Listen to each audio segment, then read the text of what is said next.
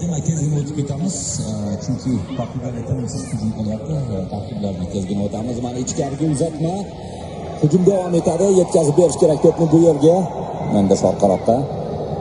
Yana bitta uzatma. Bo'ydor kongolik futbolchilar yana bir bor to'pni osonlik bilan qaytarishdi.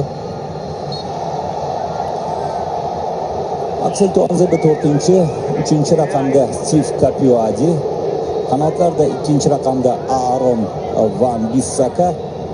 Aynan shu futbolchi bilan boshqacha bo'sh bo'lib ketdi kirish. 26-chi raqamda, chunki sababini bilasiz, Artur Masuaku chap qanot himoyachisi, yarim himoyada 8-chi raqamda Samuel Mutusami, uning yonida 25-chi raqamda Edo Kayembe va 6-chi raqamda Nigalayel Mukau.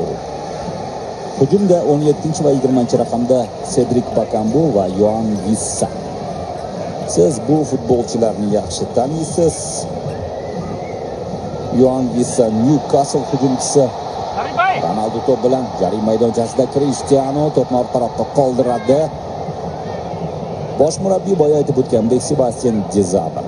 Portugaliya Diogo Costa darvozada, 4 himoyachi markazda 13-chi raqamda Renato Vega va 4-chi raqamda Tomas Araujo. Qanotlarda 20-chi raqamda Joao Cancelo.